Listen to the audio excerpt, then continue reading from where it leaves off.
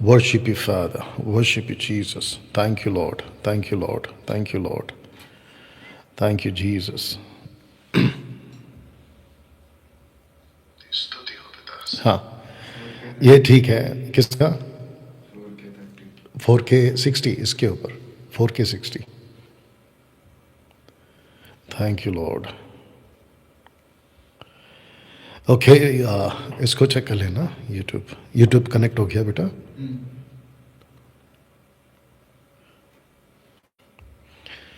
Bless you father. स्तुति हो पिता, स्तुति हो पिता. Thank you lord, thank you Lord. Worship you father. स्तुति हो पिता, स्तुति हो. Thank you. Okay okay okay. Thank you lord, thank you lord, thank you Lord. Bless you master. Thank you Jesus. Okay, इसका जो लिंक है ना बेटा, फेसबुक और यूट्यूब का, या तो सुमन को डायरेक्ट कॉल करके बोल दे कनेक्ट करने के लिए या ग्रुप में डालने के लिए. हाँ, इसको भी स्टार्ट कर दे. Thank you Jesus. Thank you lord, thank you lord, thank you lord, thank you lord. इसका लिंक कॉपी करके डलवा दे बेटा. Thank you, Jesus. Bless your name. Thank you, Jesus. Bless you, Father. Bless you, Father. Bless you, Lord. Bless you, Lord. वही करना बेटा, इसका है ना नथानियल, इसका जो है ना वही करना. पहला अनाउंसमेंट, फिर उसके बाद मैसेज पे चले जाना. Thank you Lord. ओके दोस्तों, बेहद बेहद खुशी है इस वक्त आपके बीच अचानक लाइव आया हूं, और उसकी कई वजह हैं, लेकिन पहले कुछ बातें करते हैं. फिर उसके बाद क्रिसमस के ऊपर जो मैसेज मैंने दिया था कल 25 तारीख को, यानी कि यस्टरडे, उसको लेकर ऑफिशियली ऑफिस से बिल्कुल सटीक तरीके से विदाउट एनी डिस्टर्बेंस आपके बीच फिर से इसको मैं रिकॉर्ड कर रहा हूं, और मैंने सोचा कि आपके बीच में मैं फिर से इसको जो है लाइव चलाऊंगा. तो दोस्तों, इस वक्त मैं आ चुका हूं आपके बीच में परमेश्वर की महिमा के लिए इस टॉपिक पे बात करने के लिए. लेकिन आइए पहले प्रार्थना करते हैं, फिर उसके बाद हम जो है इस टॉपिक पे बात करेंगे. आइए प्रार्थना करें. सृष्टिकर्ता पिता प्रभु यीशु मसीह के नाम से हम इस वक्त प्रार्थना करते हैं प्रभु, और जितने जुड़ रहे हैं, जुड़ चुके हैं, उन सबको तेरे महान हाथों में लेके आते हैं प्रभु. इस विषय को हम सीख सके, ऐसा अनुग्रह प्रभु यीशु के नाम से हम मांगते हैं प्रभु जी. मकसद एक ही है, सही तरीके से लोग आपको जान सके, क्योंकि सारा खेल उद्धार के बाद आपको जानने का. प्रभु आप ऐसा कर रहे हैं, उसके लिए मैं आपका धन्यवाद देता हूं.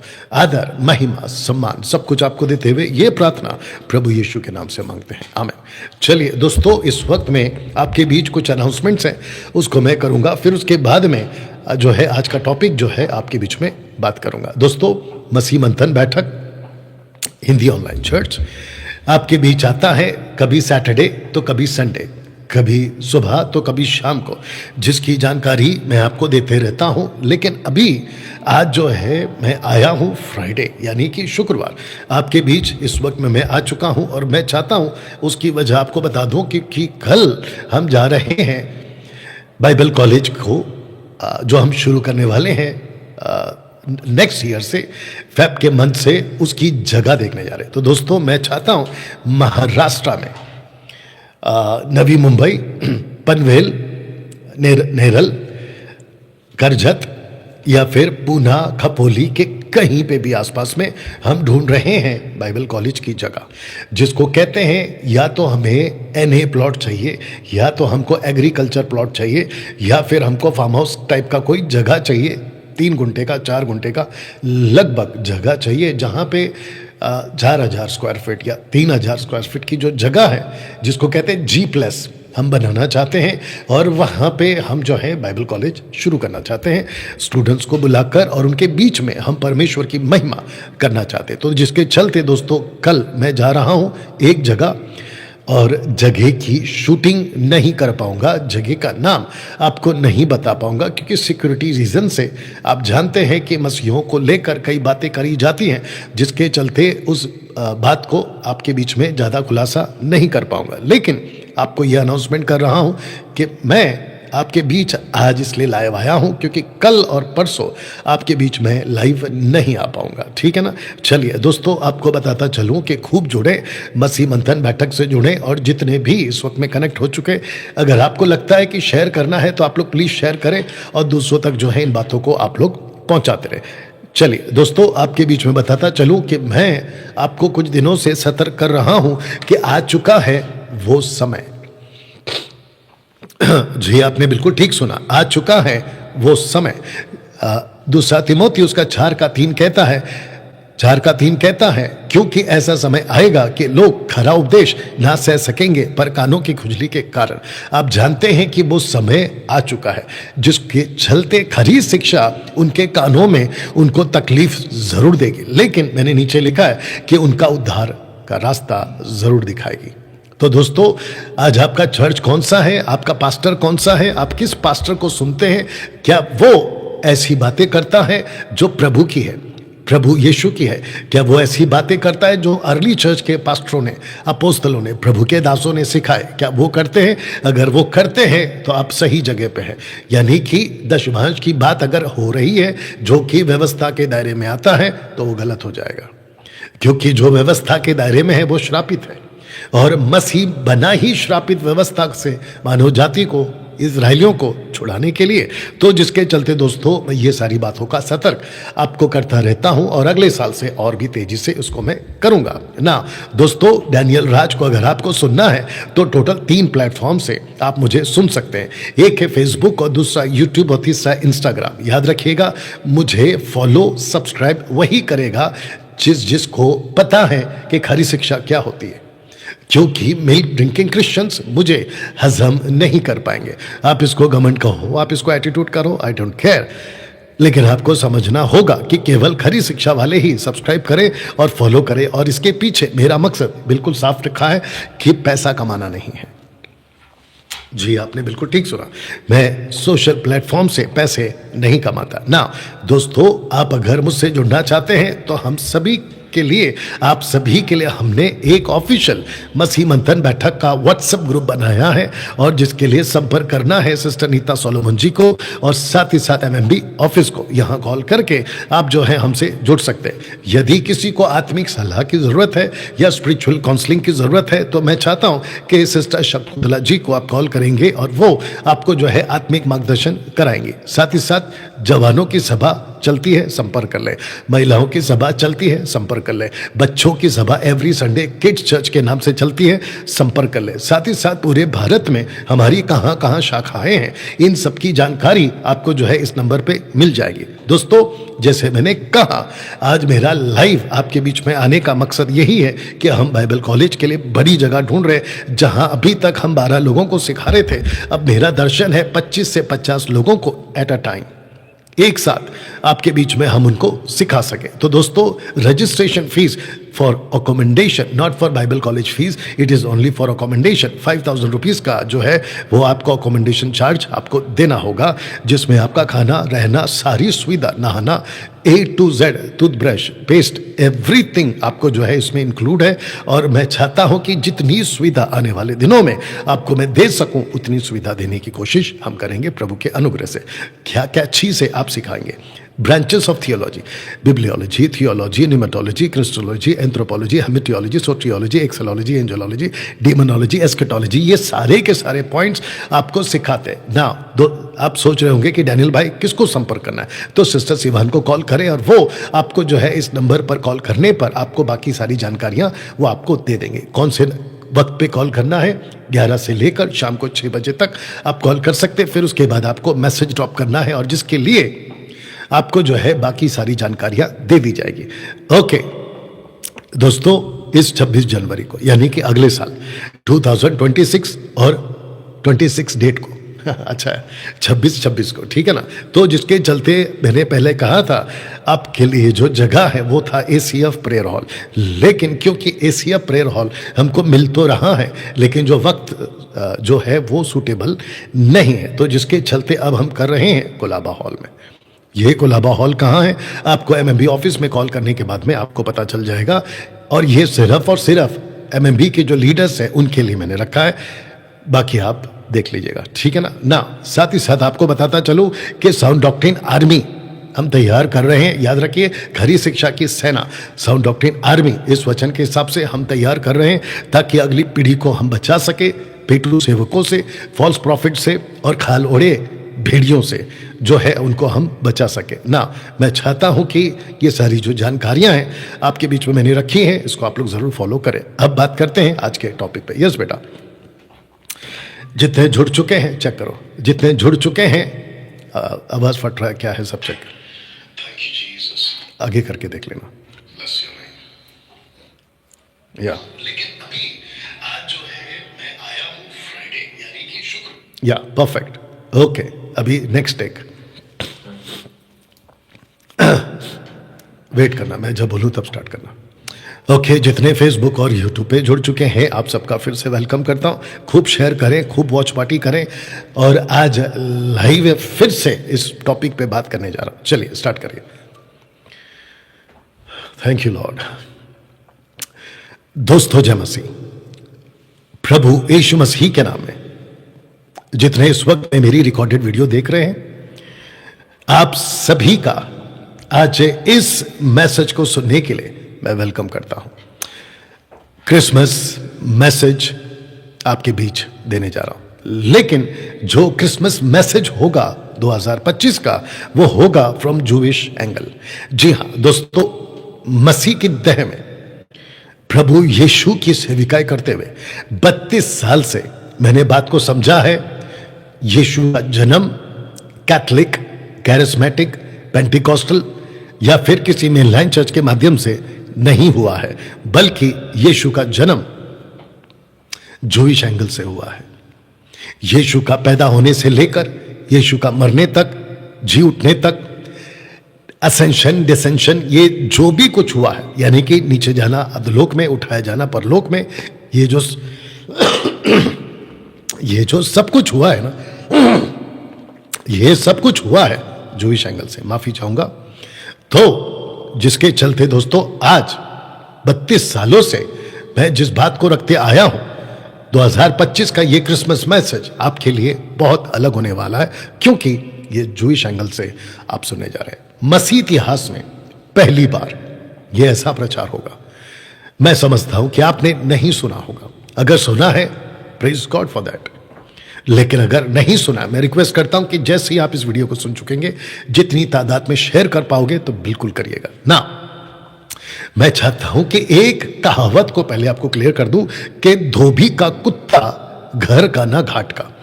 ऐसी कहावत आपने जो है सदियों से सुनी होगी, जब से यह कहावत बनी है, ठीक है ना। वापस से देख लीजिएगा कि धोबी का कुत्ता घर का ना घाट का। आपको अगर मैं पूछूं कि क्या यह कहावत सही है, तो 99.9% लोग कहेंगे कि जी हां, यह कहावत सही है। पता है क्यों? क्योंकि यह कहावत इतना रूटेड हो चुका है, कॉन्क्रीट हो चुका है, जबकि यह कहावत गलत है। इसकी जो कहावत है यह गलत इसलिए है क्योंकि सही कहावत है धोबी का कुत्ता, कुत्ता न घर का न घाट का। यह सही कहावत।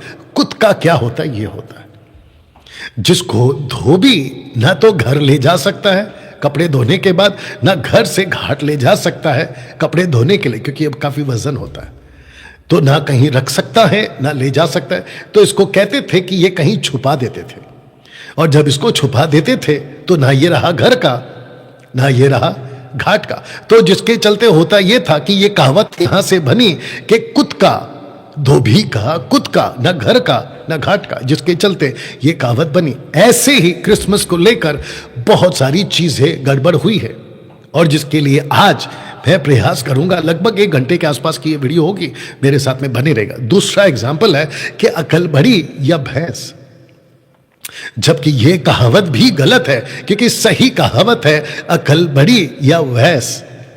भैंस का मतलब होता है तजुर्बा, भैंस का मतलब होता है एक परिपक्व आदमी, जिसको कहते हैं कि अकल बड़ी या उसका एक्सपीरियंस।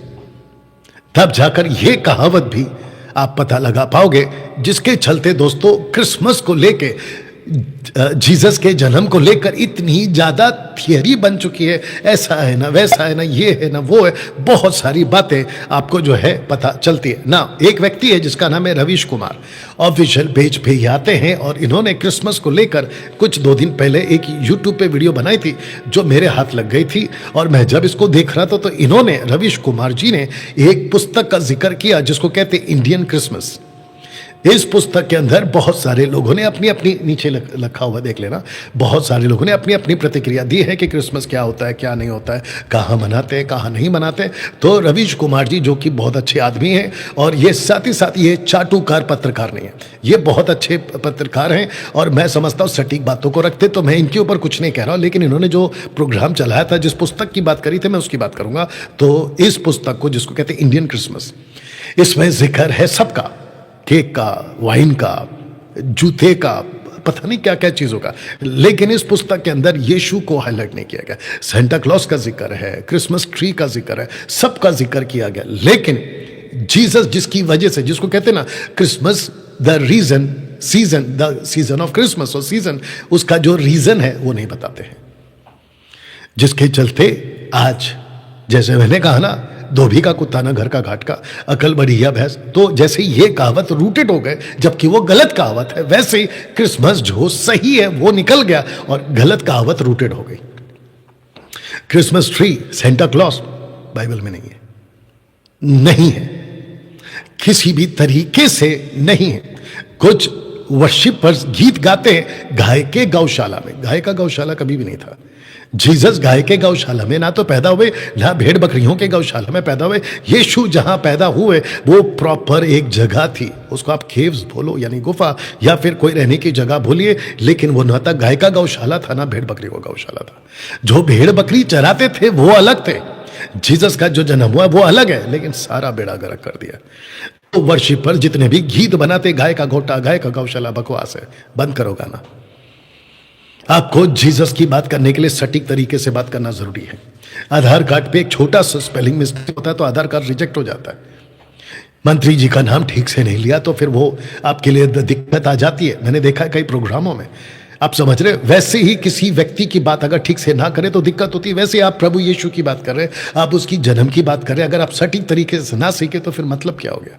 तो दोस्तों आपको बता दूं कि जूइश एंगल से ऐसे किसी प्रकार की चीज़ों को स्वीकार नहीं किया जाता है। और एक चीज़ मुझे पता चली है कि इजराइल के अंदर जो क्रिसमस सेलिब्रेट किया जाता है वो यहूदी सेलिब्रेट नहीं करते हैं, बल्कि जो वहाँ बस चुके हैं क्रिश्चियंस वो सेलिब्रेट कर रहे हैं। वो कैथलिक हो सकते हैं, कैरिस्मेटिक हो सकते हैं, पेंटिकॉस्टल हो सकते हैं, जो भी हो सकता है, लेकिन एक जूइश ऐसा किसी प्रकार का कोई भी सेलिब्रेशन नहीं करता जहां तक मेरी नॉलेज में ना। दोस्तों जब बात हो रही है क्रिसमस ट्री की तो आपको बताता चलो, क्योंकि आप क्रिसमस मैसेज को सुन रहे हैं और मेरा ये प्रयास है कि मैं आपको सही तरीके से क्रिसमस का जो संदेश है वो देने पाऊँ। लिखा है कि माफ करना, या सदर्न किंगडम पे जो जूडा का ट्राइब था, बेंजामिन एंड जूडा, या बेटा आप आ सकते, बैठ जाओ जैसा ठीक लगे।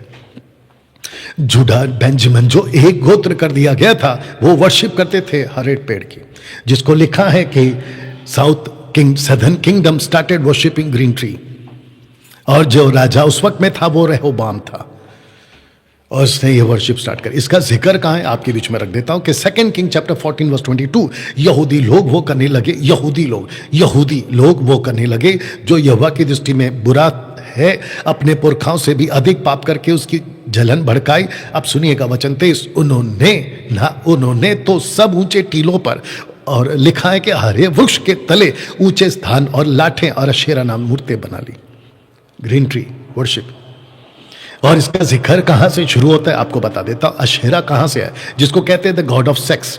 इस प्रकार इजरायलियों ने यहोवा की दृष्टि में बुरा किया, अपने परमेश्वर यहोवा के भूलकर बाल देवताओं और अशेरा नाम देवियों की उपासना करने लग गए। ये देख लीजिएगा, आपको एक कॉन्सेप्ट समझाता हूं। इजरायली जब बाहर निकले इजिप्ट से तो वो करते थे मूर्ति पूजा, वहां पर रहने वाले देवताओं की वो आराधना करा करते थे। ये बाइबल हमें बताती है, तनाक हमें बताती है। लेकिन जब परमेश्वर ने मूसा को आदेश दिया तो परमेश्वर ने पहले 10 कमांडमेंट्स में 5 कमांडमेंट ऐसे हैं जो परमेश्वर ने अपने लिए रखे, और बाकी जो 5 सेकंड है 5 कमांडमेंट वो आपके और मेरे आपस के लिए रखे थे। तो उसके पहले ही कमांडमेंट में तुम दूसरे ईश्वरों की आराधना नहीं कर सकते। तो जिसके चलते इजरायलियों ने वो करना शुरू किया। इसकी शुरुआत कहां से हुई मैं आपको बताता हूं। निम्रोद से शुरू हुई। निम्रोद जो है वो पहला व्यक्ति था जिसने पृथ्वी पर मूर्ति पूजा करना शुरू किया था। निम्रोद के द्वारा पत्थर और लकड़ियों की आराधना करना शुरू हो गया। उसके बाद में हारून जो बड़ा भाई है, पता नहीं क्यों बड़े भाई लोग बिगड़े हुए पाए जाते हैं आजकल। अब आपको मेरा इशारा मिल रहा होगा तो समझ जाइएगा। तो जिसके चलते गोल्डन काव बना दिया गया। उसके बाद में अस्तोरेत या उसके बाद में मोलेक, उसके बाद में किमोश, ये सारे के सारे एक्सक्यूज मी। और आपको बताता हूं कि जब ये मूर्ति पूजा पीक पे चली गई, बढ़ती चली गई राजा सुलेमान तक, जिसने इजराइल पर 40 साल, एक राष्ट्र था, 40 साल इजराइल पे राज्य किया। उस एक व्यक्ति ने ऐसा हरकत की कि उसने इन सभी देवताओं की आराधना करना शुरू कर दिया। तो हरा पेड़ उसी कैटेगरी में आता है। जिसके घर पर हरा पेड़ है, मसीह मंथन बैठक वालों, अगर आप इस हरे पेड़ को रखकर अपना क्रिसमस सेलिब्रेशन कर रहे हैं तो परमेश्वर की नजर में वो गलत है। डंके की चोट पे बोल रहा हूं। या परमेश्वर का हरा पेड़ से, क्रिसमस का हरा पेड़ से कोई कनेक्शन नहीं। जब कोई कनेक्शन है ही नहीं तो फिर लाते क्यों? आई बात समझ में? और साथ ही साथ जो बाइबल वाले मसीह लोग हैं, जो खुद को कहते हैं कि हम तो साउंड डॉक्ट्रिन वाले हैं, खरी शिक्षा वाले, तो मेरा प्रश्न ये है कि लाल टोपी आपके सर पे क्या कर रहा है, हरा पेड़ आपके घर पे क्या कर रहा है? इनमें से बाहर निकले। तो दोस्तों हुआ ये कि बेबीलोन एंड अशीरियंस ने कब्जा किया इजराइल के एक राष्ट्र पर, और वो दोनों ने राष्ट्र को पूरी तरह से मूर्ति पूजक बना दिया, एक राष्ट्र को। उसके बाद परमेश्वर की ऐसी कृपा हुई, क्योंकि परमेश्वर ने दाऊद से प्यार किया था, दाऊद से वाचा बांधी थी, और दाऊद आता है यहूदा के गोत्र में, द ट्राइब ऑफ जूडा। परमेश्वर ने जूडा पे तरस खाया, और जूडा, बेथलेहम, जूडा का कनेक्शन बेथलेहम से, जूडा का कनेक्शन जेरूशलेम से हमेशा से पाया गया, क्योंकि राजा दाऊद का भी जन्म बेथलेहम, जूडा और जेरूशलेम के आसपास में पाया गया। अगर आपको याद होगा, अब्राहम से जो पहला प्रीस्ट मिला, मेल्किसेदेक, वो भी आया था शालेम से, यानी कि शालेम का राजा, यानी कि यरूशलेम से। हाई प्रीस्ट था वो, और टाइप ऑफ क्राइस्ट है वो, इनकारनेशन, क्रिस्टोफनी, ये भी बोल सकते हैं आप ना। जूडा पे तरस खाया गया। अब मैं आपको बताता हूं कि जूडा परमेश्वर की दृष्टि में क्यों इतना अनमोल है, क्योंकि लिखा है कि 12 चादर के टुकड़े, मतलब एक चादर के 12 टुकड़े किए गए, जिसमें से 10 टुकड़े दिए गए नॉर्दर्न किंगडम को, 2 टुकड़े की दिए गए सदर्न किंगडम को। और सदर्न किंगडम में आता एक गोत्र जिसका नाम है जूडा, और जूडा के कब्जे में आया जेरूशलेम। आइए इसको पढ़ते हैं। 2 किंग चैप्टर 11 वर्स 36। उसके पुत्र को मैं एक गोत्र दूंगा, इसलिए कि यरूशलेम अर्थात उस नगर में जिसे अपना नाम रखने को मैंने चुना है, मेरे दास दाऊद का दीपक मेरे सामने सदैव बना रहेगा। अब परमेश्वर ने एक गजब का एग्जाम्पल रखा है। एक प्रॉफिट है, उस प्रॉफिट का नाम है हिजकिय्याह। हिजकिय्याह को परमेश्वर कहता है कि तुझे 2 लकड़ी लेनी है, और वो जो 2 लकड़ी है उसको मैं करने वाला हूं एक। तो एक लकड़ी लेगा यहूदा की लकड़ी, और जो दूसरी लकड़ी तू लेगा वो लकड़ी लेगा एफ्रेम की, जिसको इंग्लिश में एफ्रेम कहते हैं, या यूसुफ का 2 बेटों में से छोटा बेटा एफ्रेम हिंदी में ना। आइए पढ़ते हैं कि ये मकसद क्या है, क्यों लिखा गया। फिर यहोवा का यह वचन मेरे पास पहुंचा। वचन 16 यानी कि 37 का 16। अगर आपको याद होगा 37 जो चैप्टर है वो एक ऐसी प्रोफेसी है जिसको कहते हैं द ड्राई बोन वैली, यानी कि सूखी हड्डियों का एक बहुत बड़ा वैली। और उस पे परमेश्वर के दास को कहा, आवाज लगा, प्रोफेसी कर, हड्डियां इकट्ठी हो जाए और वो सारी की सारी एक देह बन जाए, जिसको कहते हैं 1 आर्मी। तो इसका मतलब क्या था कि परमेश्वर एक राष्ट्र को फिर से, जो 2 हो चुका था, उसको एक करने जा रहा है, और वो एक राष्ट्र का नाम होगा यहूदा। हे मनुष्य के संतान, एक लकड़ी लेकर उस पर लिख यहूदा की और उसके संगी इस्राएलियों की, तब सारी दूसरी लकड़ी लेकर उस पर लिख यूसुफ की अर्थात प्रेम की और उसके संग इस्राएली को लकड़ी। तो इसका मतलब 2 लकड़ी आपको लेना है, और उसको लेना है 2 तरह के नाम को लेकर, और दोनों पे नाम लिखना है। एक पर लिखना है यहूदा की लकड़ी और दूसरे पे लिखना है एफ्रेम की लकड़ी। ये देख लीजिएगा। अब प्रश्न उठता है कि ऐसा परमेश्वर ने क्यों किया? वचन 17, फिर उन लकड़ियों को एक दूसरे से जोड़कर एक ही कर ले कि वे तेरे हाथ में एक ही लकड़ी बन जाए। अब मैं आपको बताता हूं कि इसका मकसद क्या है। तब उसने, आइए 19 को पढ़ते, तब उनसे कहना, परमेश्वर यहोवा यूं कहता है, देखो मैं यूसुफ की लकड़ी को जय प्रेम के हाथ में है, इजराइल के जो गोत्र उसके संगी हैं उनको लेकर यहूदा की लकड़ी से जोड़कर उसके साथ एक ही लकड़ी कर दूंगा और दोनों मेरे हाथ में, यहोवा के हाथ में एक ही लकड़ी बनेगी। इसका मतलब है कि परमेश्वर ने एक ऐसे गोत्र को सेलेक्ट किया जिसका नाम है द ट्राइब ऑफ जूडा, यहूदा का गोत्र। दाऊद कहां से है? यहूदा के गोत्र से। यीशु कहां से है? यहूदा के गोत्र है। नाउ जितने फेसबुक और यूट्यूब पे देख रहे हैं, मैं चाहता हूं कि आप लोग प्लीज सुनते चले जाएं और बात को समझते चले जाएं, क्योंकि ये बहुत जरूरी है मेरे दोस्तों। क्योंकि मुझे और आपको ये समझना जरूरी है कि क्रिसमस का असली मकसद क्या है, जिसके चलते मैं आपको ये बातें बता रहा हूं ना। दोस्तों, मैं चाहता हूं कि उनको उस देश अर्थात इजराइल के पहाड़ों पर एक ही जाति कर दूंगा, उन सबों का एक ही राजा होगा। यीशु की बात हो रही है क्योंकि दाऊद ऑलरेडी मर चुका है, और यह बात हो रही है प्रॉफिट एजेकिएल की। जबकि यहां पर अब परमेश्वर अपने लोगों को चेतावनी दे रहा है, क्योंकि मूर्ति पूजक बन गए थे और ये जाने वाले थे 10 गोत्र अशीरियंस के कब्जे में और 2 गोत्र राजा बेबीलोन के कब्जे में। ये उसकी बात हो रही है। और वे फिर वे दो ना रहेंगे और ना 2 राज्यों में कभी बटेंगे। अब आप सोच के देखिए कि जो 2 टाइप हो गया था इजराइल का, 2 पार्ट्स हो गया था, माफ करें, उसको परमेश्वर एक करने की बात करता है। मेरा दास दाऊद उनका राजा होगा। दाऊद ऑलरेडी मर चुका है यहां पे। तो यह बात हो रही है यीशु की। सो उन सबों का एक ही चरवा होगा। इब्रानियों 13:20 कहता है कि यीशु हमारा महान चरवा है, महान रखवाला है। वे मेरे नियमों पर चलेंगे और मेरी विधियों को मानकर उनके अनुसार चलेंगे। तो दोस्तों, बात हो रही है the tribe of Judah exile in Babylon. अभी जब ये प्रोफेसी हो रही है ना, तो जूडा जो है ना वो बंदी है।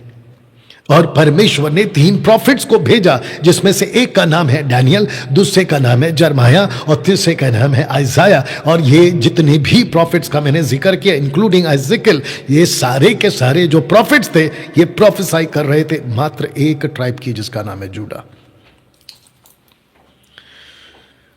या एक ही ट्राइब है जिसका नाम है जूडा। दोस्तों, अभी तक कैसा लग रहा है? आशा करता हूं कि आप मेरी बात को समझ पा रहे हैं और परमेश्वर के सही क्रिसमस के अर्थ को भी आप जान पाएंगे ना। दोस्तों, पूरे मसीह समाज में, जूइश कल्चर में, जूइश एंगल में भी, दुनिया के किसी भी कोने में चले जाए, यूहन्ना 3:16 बहुत फेमस है। बच्चे बच्चे तक को पता है, परमेश्वर ने जगत से ऐसा प्यार किया। अब प्रश्न उठता है कि ये जगत कौन है? तो वो जगत कोई और नहीं है, परमेश्वर बात कर रहा है Judah, the tribe of Judah and Jerusalem. कैसे कॉन्टेक्स्ट में आएंगे? सबसे पहले, क्योंकि परमेश्वर ने जगत से ऐसा प्रेम रखा कि उसने अपना इकलौता पुत्र दे दिया, ताकि जो कोई उस पर विश्वास करे वह नाश ना हो परंतु अनंत जीवन पाए। अब बात करते हैं कि ये जगत कौन है, जिसको मैंने सर्कल किया, देख लीजिएगा। वह जगत में था, जगत उसके द्वारा उत्पन्न हुआ, जगत ने उसे नहीं पहचाना। वह अपने घर आया और उसके अपनों ने उसे ग्रहण नहीं किया। ये कौन है? इजराइल है, यानी कि जूडा, जिसको परमेश्वर एक कर दे रहा है। अब आप सोच के देखिए कि परमेश्वर ने जगत को इजराइल के लिए बात की है, जगत जूडा की बात की है। अब मैं आपको बताता हूं कि यीशु खुद क्या बनकर आया। यहूदी यीशु को देखने वालों में पहले, आइए इसको समझते हैं। लूका की किताब उसका 2:8 पढ़ते हैं। उसको लिखा है, उस देश में कितने गडरिये थे जो रात को मैदान में रहकर अपने झुंड का पहरा देते थे। अब प्रश्न उठता है कि ये झुंड कौन है गडरियों का, जिसको आप समझते होंगे कि ये वो गडरिये जिसको कहते कि कोई नॉर्मल गडरिया होगा, छरवा होगा, जो अपनी भेड़ बकरी चरा। जी नहीं, ये वो नहीं है, ये वो नहीं है, ठीक है ना, ये वो नहीं है। इसको कहते हैं कि परमेश्वर कहता है कि वहां कुछ गडरिये थे, ऐसे गडरिये थे जो भेड़ बकरी को चराते थे, खास करके उन भेड़ बकरियों को चराते थे जो सैक्रिफाइस के लिए तैयार होते। ओल्ड टेस्टमेंट में सैक्रिफाइस, दोष बलि 19 बार आया है, 19 टाइम्स ओल्ड टेस्टमेंट में लगभग, ठीक है ना। अब प्रश्न उठता है कि ये गडरियों को यहूदी यीशु पहली बार क्यों देखने के लिए कहा गया? स्वर्गदूत के द्वारा। तो सबसे पहले यीशु कौन है, आइए देखते हैं। यीशु मेमना है, फसह का मेमना पढ़ते हैं। और मैंने प्रकाशित वाक्य 5 का 6 और मैंने उस सिंहासन और चारों प्राणियों चिन्हों के बीच में मानो एक वध किया हुआ मेमना खड़ा देखा। ये जो शब्द है ना खड़ा, ये एक्ट चैप्टर 7 वर्स 56 में से खड़ा हुआ है, क्योंकि 34 AD के बाद में जब स्टीफन की मौत हो गई उसके बाद से यीशु खड़ा है। क्योंकि मरकुस उसका 16:19 कहता है कि यीशु नीचे से यानी कि स्वर्ग जाने से पहले उन्होंने कहा कि मैं अधिकार दूंगा, सामर्थ दूंगा, तो वो बैठ गए कहाँ? सिंहासन पर। किसके लिए? इज़राइल के लिए। लेकिन जब 34 में स्टीफन की मौत कर दी गई, कत्ल कर दी गई, तो उससे यह साबित हो गया कि इज़राइलियों को ना तो यीशु चाहिए था ना सुसमाचार। और जिसके चलते परिणाम क्या हुआ? परिणाम यह हुआ कि उन लोगों ने यीशु को तिरस्कार किया, इसलिए यीशु जो बैठा था वो खड़ा हो गया। और फिर यूहन्ना भी उसको खड़ा हुआ ही देखता है। एनीवे, उसके ऊपर फिर कभी बात करेंगे। तो ये मेमना कौन है? यीशु है। गडरियों को ही क्यों कहा गया? आइए देखते हैं। लिखा है कि प्रभु का एक दूत उनके पास का खड़ा हुआ, प्रभु का तेज उनके चारों ओर चमका और वे बहुत डर गए। तब स्वर्गदूत ने उनसे कहा, मत डरो, क्योंकि देखो मैं तुम्हें बड़े आनंद का सुसमाचार सुनाता हूं जो सब लोगों के लिए होगा, कि आज दाऊद के नगर में तुम्हारे लिए एक उद्धारकर्ता जन्मा है। यही मसीह प्रभु है। यही मसीह प्रभु है। यहां पे 2 शब्द है। जब मरियम को मिलता है इसी के ठीक पहले तो कहता है कि उसका नाम यीशु रखना, लेकिन जब गडरियों को मिलता है तो कहता है ये मसीह है। और फिर वो भी ये भी कहता है कि वो मसीह नहीं है, वो प्रभु भी है। दोस्तों, ये क्या चक्कर है? आपने कभी इसके ऊपर ध्यान दिया कि स्वर्गदूतों ने ये नहीं कहा कि जाकर देखो कि यीशु पैदा हुआ? नहीं, उन्होंने कहा है कि दाऊद के नगर में, जूडा के गोत्र में एक मसीहा पैदा हुआ है। मसीहा शब्द क्यों आया? और आपको बता दूं कि तनाक में 39 टाइम्स 39 बार मशीयाक शब्द इस्तेमाल हुआ है। वचन 12, इसका तुम्हारे लिए यह पता है कि तुम बालक को कपड़े में लिपटा हुआ और चन्नी में पड़ा हुआ पाओगे। तब एकाएक उस स्वर्गदूत के साथ स्वर्गदूतों का दल परमेश्वर की स्तुति करते हुए ये कहते हुए दिखाई दिया। आइए क्या कहते हैं कि आकाश में परमेश्वर की महिमा, पृथ्वी पर मनुष्य में जिनसे वह प्रसन्न होता है। किनसे प्रसन्न था? जूडा के ट्राइब से, मानव जाति से नहीं, पूरे विश्व से नहीं। जी, सुसमाचार पूरे विश्व के लिए यह मैं मानता हूं, लेकिन कब? 34 के बाद। लेकिन 34 तक एक ही राष्ट्र था जिसका नाम है इज़राइल, जूडा, जिसको एक लकड़ी कर दिया गया। तब स्वर्गदूत उनके पास से स्वर्ग को चले गए।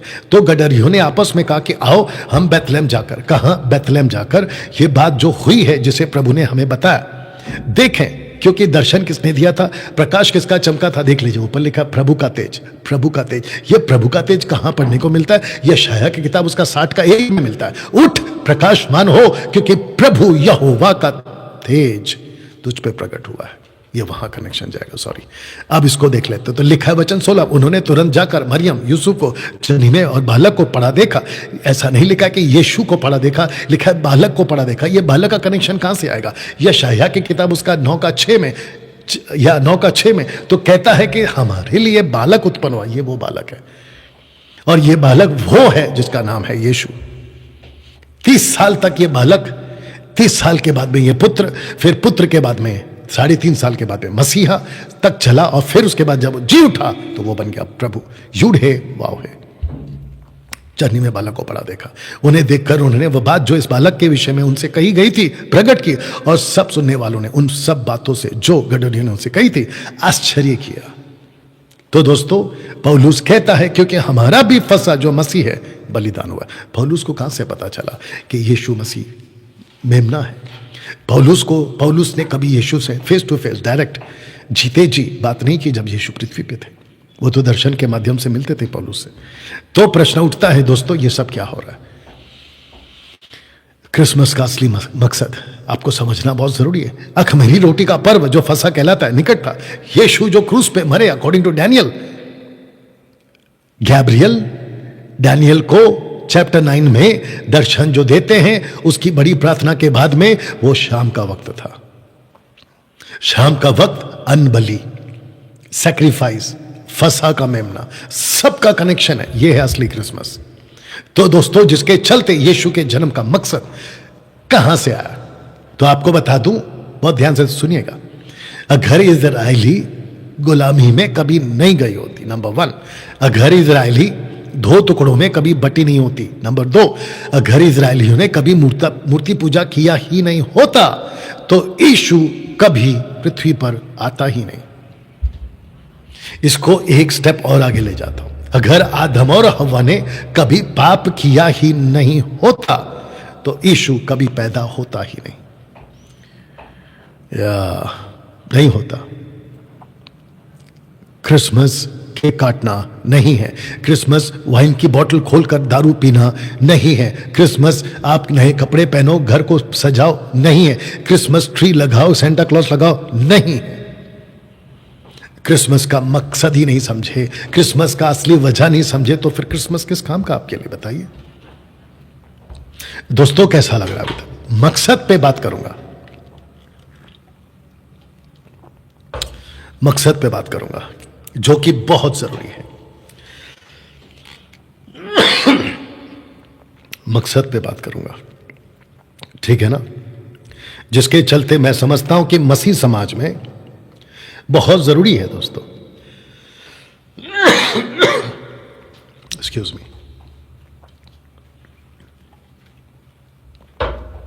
मेरे पूरे मैसेज के मैं बीच पार्ट में आ चुका हूं, मध्य भाग में, ठीक है ना।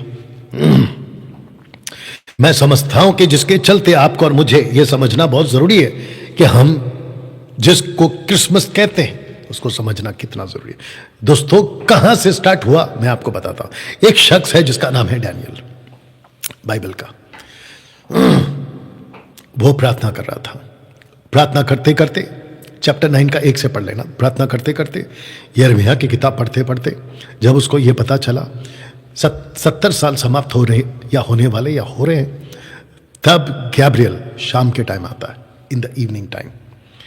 शाम का वो वक्त है जब यहूदी अगले दिन की तैयारी करते हैं।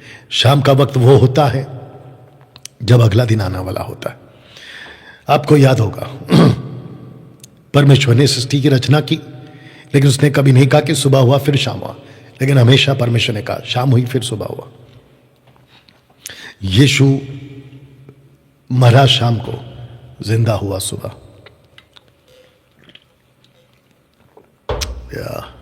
आइए इसको पढ़ते हैं, the book of Daniel chapter 9 verse 24। आइए पढ़ते। तेरे लोगों जोइश और तेरे पवित्र नगर के लिए यरूशलेम 70 सप्ताह ठहराए गए कि उनके अंत तक अपराध का होना बंद हो। अपराध बंद हो जाएगा, पापों का अंत, अधर्म का प्रायश्चित किया जाएगा, यीशु करेगा। युग युग की धार्मिकता प्रकट होगी, सुसमाचार आएगा, दर्शन की बात पर और भविष्यवाणी पर छाप दी जाएगी। साइमन 80 साल के आसपास फास्टिंग करता हुआ यरूशलेम के मंदिर में बैठा हुआ मरियम की गोद में यीशु को देखता है। क्या कहता है? मेरी आंख ने तेरे उद्धार को देख लिया, अगर याद होगा आपको। परम पवित्र का अभिषेक किया जाएगा। यीशु का अभिषेक हुआ पवित्र आत्मा के द्वारा बपतिस्मा लेते वक्त, अगर आपको याद होगा ना। दोस्तों ये सब क्या है? Wonderful Jesus.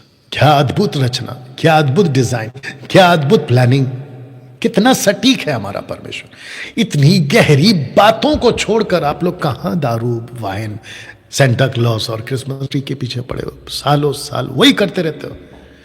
जो बच्चे हैं उन्हीं के घर पे जाके कैरल्स गाते रहते हो गिटार लेके। बताइए क्या मूर्खता है। एनीवे ना, आपको बता दूं, the book of Jeremiah chapter 3 verse 12, तू जाकर उत्तर दिशा में ये बातें प्रचार कर, यहोवा की ये वाणी है, हे भटकने वाली इज़राइल, लौट आ, मैं तुझ पर क्रोध की दृष्टि ना करूंगा, क्योंकि यहोवा की ये वाणी है, मैं करुणामय हूं, मैं सर्वदा क्रोध ना रखे रहूंगा। किसको कहा? इज़राइल को। आप सुनिए, उस समय यानी कि 3 का 17, उस समय यहोवा का सिंहासन यरूशलेम, उस समय यरूशलेम यहोवा का सिंहासन कहलाएगा। जानते हो यीशु कहां पैदा हुआ? बैतलहम में। जानते हो यीशु ने कहां सेविकाई करी? इज़राइल के आसपास में। लेकिन यीशु ने कहां जाकर कोड़े बनाकर कहां से भगाया? यरूशलेम के मंदिर से। सब जातियां उसी यरूशलेम में मेरे नाम के निमित्त इकट्ठा हुआ करेंगी और वे फिर अपने बुरे मन के हट पर ना चलेंगी। क्यों? क्योंकि परफेक्ट मसीहा आ जाएगा। दोस्तों कैसा लग रहा है अभी तक? एक पोस्टर दिखाता हूं जिसको मैंने तैयार किया है।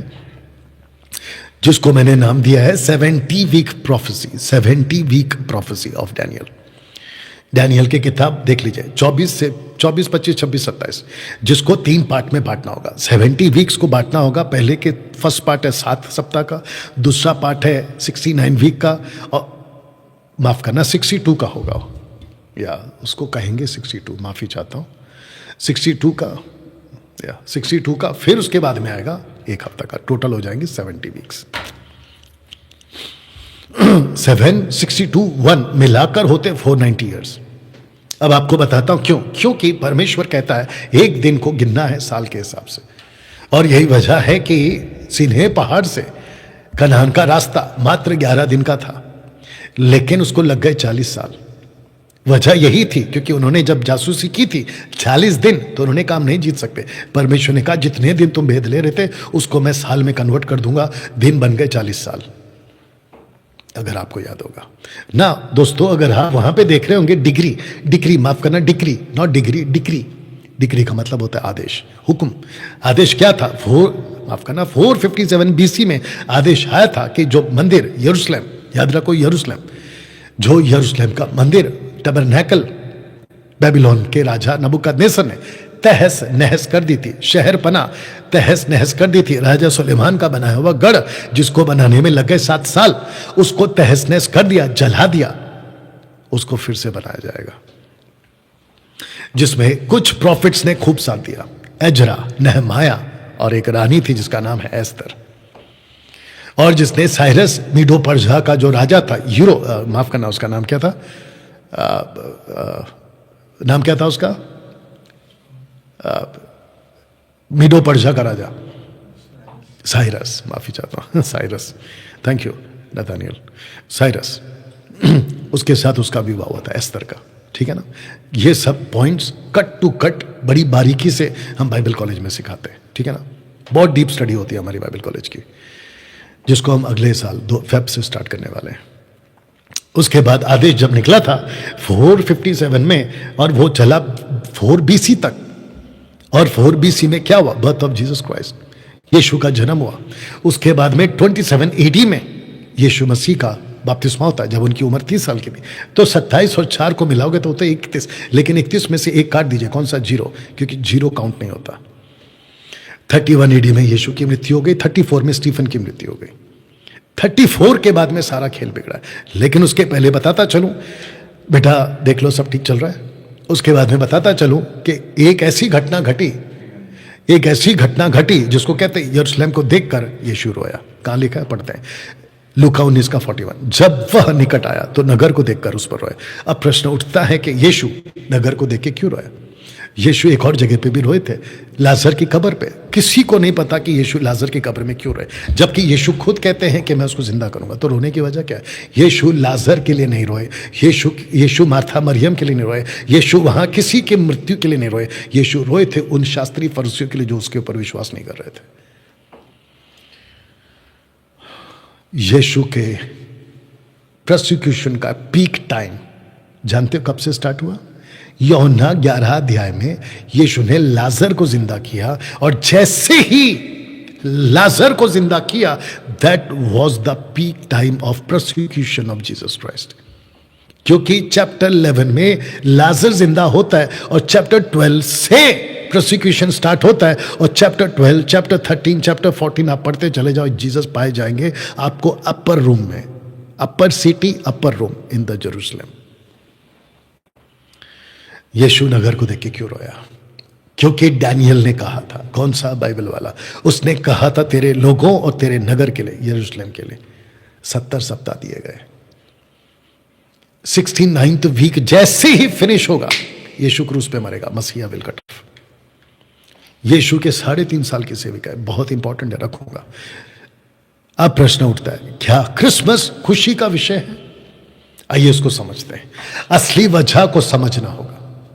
मैं आपको बताता हूं, यशायाह 53 अध्याय इथोपियन का खोजा, जो लगातार बरसों से बाइबल पढ़ रहा था, लेकिन उसकी आंख नहीं खुली कि यशाया अपनी बात कर रहा है या मसीहा की बात कर रहा है। तो पवित्र आत्मा ने फिलिप को भेजा और कहा, जाकर उसको समझाओ कि 53वें अध्याय में प्रॉफिट आइजाया नहीं है जो उनका तरने वाला मेमना बना, वो मसीहा था जो उनका तरने वाला मेमने की तरह बना। आइए पढ़ते, जो समाचार हमें यानी जूश को दिया गया उसका किसने विश्वास किया? यहोवा का बुजबल किस पे प्रकट हुआ? क्योंकि वह उसके सामने अंकुर की नाई और ऐसी जड़ के समान उगा जो निर्जल भूमि में फूट निकले। निर्जल भूमि क्यों कह रहा है? क्योंकि यिर्मयाह, माफ करना, ऑफकोर्स यिर्मयाह को कहता है कि तुमने दो गलतियां की हैं। एक, तुमने मुझ बहते सोते को त्याग दिया है, और दूसरा कहता है तुमने ऐसे हुंडे बना लिए, ऐसे होद बना लिए, ऐसा कुआं बना लिया, ऐसा मटका बना लिया, पानी तो भरते हो लेकिन वो फूटा हुआ है और पानी टिकता नहीं है। आत्मिक बातें हैं ये। कहता है निर्जल भूमि जहां पर कोई पानी नहीं है, निर्जल हो सका है, बंजर हो चुका है। यीशु ऐसी जगह पे पैदा हुआ जिसका अर्थ होता है कि यीशु जहां पैदा हुआ ऐसे इजरायलियों के बीच में, ऐसे जूडा के कौम में जिन्होंने परमेश्वर को त्याग दिया था। ये वो कॉन्सेप्ट है। उसकी ना तो कुछ सुंदरता थी, किसकी? यीशु की। ना हम उसको देखते, हम मतलब जूश, ना उसका रूप हमें यानी जूश को ऐसा दिखाई पड़ा कि हम उसको चाहते यानी जूश। अब बताइए, क्या यह खुशी का विषय है? एक मसीहा पैदा हो रहा है मरने के लिए, और आप लोग उसके मकसद को भूल गए। पूरा मसीह समाज और पूरे पेंटिकॉस्टल कैरिस्मेटिक पता नहीं कितने सारे ग्रुप है जो उसके क्रिसमस की असली वजह को भूल गए। बस केक और सेंटा क्लॉज और क्रिसमस ट्री और पता नहीं क्या क्या करते जा रहे हैं। मुझे एक चीज समझ में नहीं आ रही, ये कुछ 12-25 साल दरमियान में बिगड़ा हुआ है। जब हम शुरुआत में आए थे ना तो ये सब तमाशा नहीं होता था 93 में, या ये सब 93 में तमाशा नहीं होता था। ये 20-25 साल के अंदर ही पूरा बिगड़ा हुआ है। मुझे एक चीज समझ में नहीं आती, क्रिसमस जैसे ही नहीं आया कि नाचना कूदना शुरू हो जाता है। कन्वेंशंस रखी जाती है महाराष्ट्र में, मुंबई में, चर्चों में बच्चों को लगा दिया जाता है, प्रैक्टिस करो, गाने की प्रैक्टिस करो, डांस की प्रैक्टिस करो, और ऐसे गाने बजते हैं जो बॉलीवुड वाले स्टाइल के। ऐसी मसीहत परमेश्वर के दासों ने कभी नहीं बोली थी। और फिर ऊपर से कहते हैं कि पब्लिक को अट्रैक्ट करना है। अच्छा, मैं 32 साल से मिनिस्ट्री में हूं और 20 साल से तो इनका तमाशा देख चुका। कौन से गाना गाने से, कौन से डांस करने से तुमने पूरे के पूरे गांव को और शहर को जीत लिया? अभी भी वही तमाशा चल रहा है। यीशु का जन्म मजाक नहीं था। यीशु का जन्म खुशी की बात जरूर है, लेकिन खुशी को खुशी मनाना नहीं है, खुशी की बात को समझना जरूरी है। आइए आगे पढ़ते हैं। वचन 3, वह यानी यीशु तुच्छ जाना जाता, मनुष्यों का त्यागा हुआ था। क्या यह खुशी की बात है? आपका मसीहा तुच्छ गिना गया, यह खुशी की बात है? आपका मसीहा त्यागा गया, क्या यह खुशी की बात है? इसमें एक नाचना कहां से आ गया? वह दुखी पुरुष था, कौन? यीशु। रोगों से उसकी जान पहचान थी, किसकी? यीशु की। लोग उससे मुख फेर लेते थे, किससे? यीशु से। वह तुच्छ जाना गया, कौन? यीशु। हमने यानी जूश ने उसका मूल्य ना जाना। यशाया कह रहा है, निश्चय उसने हमारे रोगों को सह लिया, हमारे ही दुखों को उठा लिया, तो भी हमने उसे परमेश्वर का मारा कूटा, दुर्दशा में पड़ा। परमेश्वर ने उसको मारा, परमेश्वर ने उसको मारा कूटा। परमेश्वर ने कहा कि तू क्रूस पे मरेगा। किसके लिए? आपके और मेरे पापों के लिए, यानी इजराइल के पापों के लिए। 34 के बाद में आपके और मेरे पापों के लिए गिन सकते हैं आप। बताइए, इसको पढ़ते हैं। वचन 5, परंतु वो हमारे ही अपराधों के कारण घायल किया। यह खुशी की बात है? आपका मसीहा मर रहा है, आपका मसीहा दुख उठा रहा है, और ये तुम नाचना कूदना कर रहे हो यहां पे? ये लॉजिक कोई बैठता है क्या कहीं पे? इसके ऊपर अगर किसी को बहस करना तो कॉल करो मुझे। वह हमारे अधर्म के कामों के हेतु कुछ ला गया, हमारी ही शांति के लिए उस पर ताड़ना पड़ी कि उसके कोड़े खाने से हम चंगे हो जाए। कौन सा कोड़ा? यीशु को मारा गया है 39 कोड़े नहीं, नॉट 39 ट्राइब्स। डिटरनॉमी चैप्टर 25 वर्स 3 वहां पे लिखा है, अगर आपने कभी पढ़ा होगा 25 का 3 व्यवस्था विवरण, वहां लिखा है कि जो तुच्छ जाना जाता है उसको 40 से ज्यादा मारा जाता है। 90% पास्टर को यह बात पता ही नहीं है कि जीसस को कोड़े कितने मारे। मती की, मरकुस की, लूका की, यूहन्ना की किताब से ढूंढ के निकालो जहां यीशु को 39 ट्राइब्स मारे। 1 लाख रुपए इनाम ले जाना अगर मिल जाए तो। वचन 6, हम तो सब के सब भेड़ों की नाई भटक गए थे। किसकी बात हो रही है? भेड़ों की नाई। किसकी बात हो रही है? इस्राएल की बात हो रही है। बताइए। तो इसीलिए चरवाहों को दर्शन पहले मिला कि जाकर देखो, क्योंकि अब कोई सैक्रिफाइस नहीं होगा, क्योंकि 30 साल के बाद में एक परफेक्ट लैम्ब आएगा, एक दह तैयार किया गया, वो मरेगा। वचन 6 का सेकंड पार्ट, हम में से हर एक ने अपना अपना मार्ग लिया और लिया, मूर्ति पूजक बन गए इस्राएली, और यहोवा ने हम सबों के अधर्म का बोझ उस पर ला दिया। किस पर? यीशु पर। मूर्ति पूजा करा इज़राइल ने, पाप करा जूडा के गोत्र ने, पाप करा यरूशलेम के लोगों ने, पाप करा नगर के लोगों ने, शास्त्री फरीसी महायाजकों ने, लेकिन यीशु के ऊपर बोझ डाल दिया। किसने? बाप ने। बोझ उसी पर लाद दिया। वचन 7, वह सताया गया तो भी सहता रहा, अपना मुंह ना खोला। जिस प्रकार भेड़ वध होने के समय वह भेड़ी ऊन कतरने के समय चुपचाप शांति से रहती है, वैसे उसने भी अपना मुंह ना खोला। किसने? जीसस ने। पिलातुस पूछता रहा, अगर तू कह देगा मैं तुझे अभी बचा लूंगा। यीशु चुप था, उफ तक नहीं किया। किसके लिए? इस्राएलियों के लिए, नॉट पूरे विश्व के लिए। 34 के बाद यह मैसेज बाहर गया है, लेकिन 34 के बाद में जो पहली सदी, दूसरी सदी, तीसरी सदी, कॉन्स्टेंटाइन, क्या हुआ? कॉन्स्टेंटाइन जब तक नहीं आया था ना, तब तक मसीहत सही चल रही थी।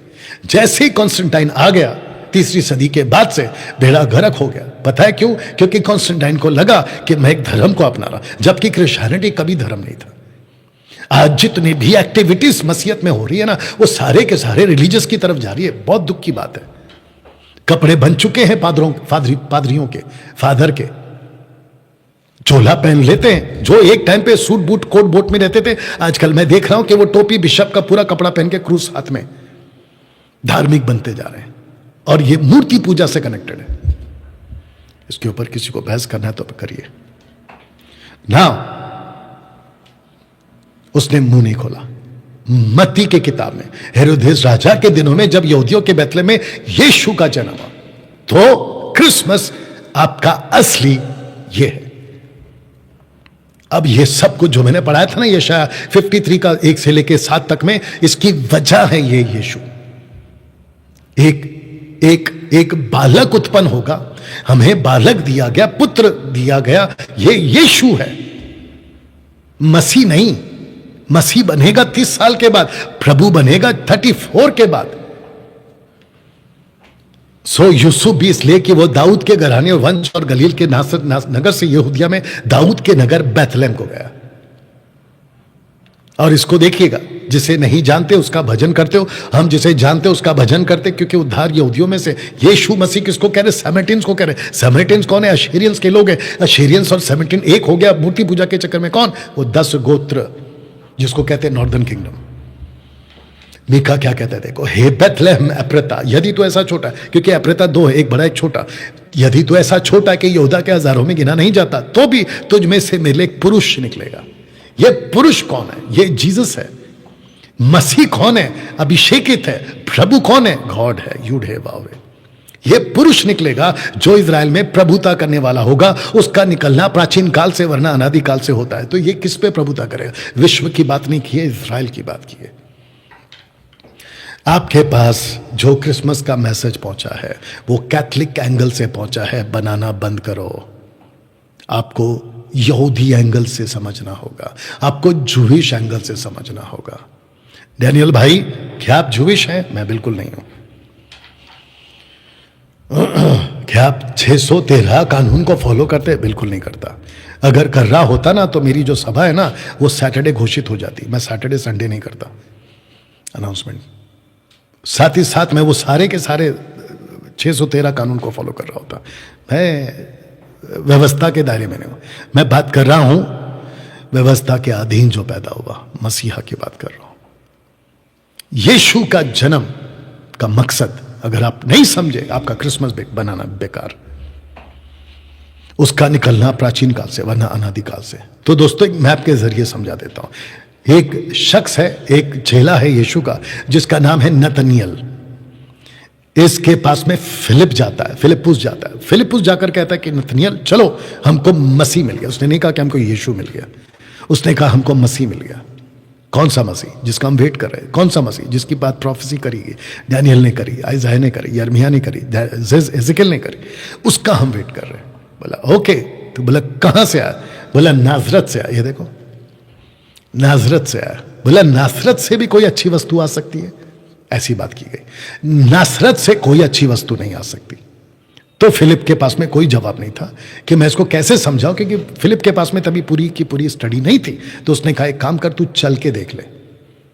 मैं भी वही कह रहा हूं, अगर आपको सही ज्ञान नहीं है ना, तो लोगों को कहो कि डैनियल राज की वीडियो के पास चल के देख ले, सही खुराक चल के देख ले, बात समझ में आ जाएगी। तो दोस्तों मैंने कुछ सर्कल किया, अगर आपको दिख रहा होगा, नासरत, जेरूसलेम, बेथलेहम, एरो किया मैंने, ब्रैकेट्स किया रेड में, शायद उसमें दिख रहा होगा, नहीं तो जूम करके देख लेना। अब प्रश्न उठता है कि यीशु लोअर सिटी में पैदा हुआ, माफ करना पला बड़ा, अपर सिटी में जन्म हुआ, लोअर सिटी में गया। अपर सिटी कहां पर है? क्या क्या है आपका? जेरूसलेम और आपका बेथलेहम अपर सिटी में आता है। शास्त्री फरीसी यहीं रहते हैं, हेरोदेस और पिलातुस यहीं रहते हैं अपर सिटी में। लोअर सिटी में यीशु का, इसलिए नतानियल कहता है ऐसी जगह से कोई अच्छी वस्तु आ सकती है? अब आपको बताता हूं कि 4 BC टू 27 AD 30 साल तक यीशु नासरत में था। अब बताइए, जब यीशु यहां है 30 साल तक, तो वो मसीहा नहीं बन सकता, क्योंकि मसीहा बनने के लिए उसको जेरूसलेम आना जरूरी है, और पूरे विश्व में जाने के लिए उसको यरूशलेम से निकलकर जिंदा होकर प्रभु बनना जरूरी है।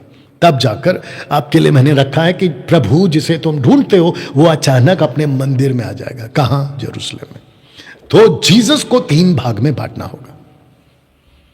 जीसस को, यशुआ मसीहा को, आइसोन को, एसूस को, आपको 3 भागों में बांटना होगा। तो पहला है 4 BC टू 27 AD, दूसरा है 27 AD टू 31 AD, और तीसरा है टिल रैप्चर, यानी कि आज तक, जब तक रैप्चर नहीं होता। किसका? कलीसिया का। तो 4 BC टू 27 AD यीशु क्या है? जीसस क्राइस्ट, माफ करना, सिर्फ Jesus, not Christ. 27 to 31 AD क्या है? वो क्राइस्ट है। लेकिन till rapture, after 31 to till rapture, अभी तक वो लॉर्ड है। वाह! क्या कभी आपने ऐसा समझा था? आज समझना होगा। ये बिब्लिकल है, और जितने भी, उसका नाम क्या है, शेखर डेविड जैसे वन गॉड वालों का जो टीचिंग है, जिसकी मैं धज्जियां उड़ाने वाला था, लेकिन वो आया ही नहीं यहां पर। ये बिब्लिकल है, मैं उसको भी बता देता हूं, जैसों को भी बता देता हूं, ये बिब्लिकल है। कैसे पढ़ते हैं? आइज़ाया चैप्टर 9 वर्स 6 का ए पार्ट, क्योंकि हमारे लिए, यानी कि ब्रैकेट में, माफ करना, एरो कर दिया, जूइश, एक बालक उत्पन्न होगा। सेकंड नीचे आ जाना, 4 BC में बालक पैदा हुआ, यानी जीसस, अंडर द लॉ।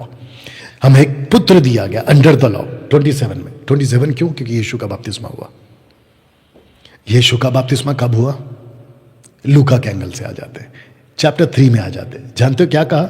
जब हेरोदेस था, जब पिलातुस था, जब कैफा था, जब हन्ना था। ऐसा क्यों कहता है लूका?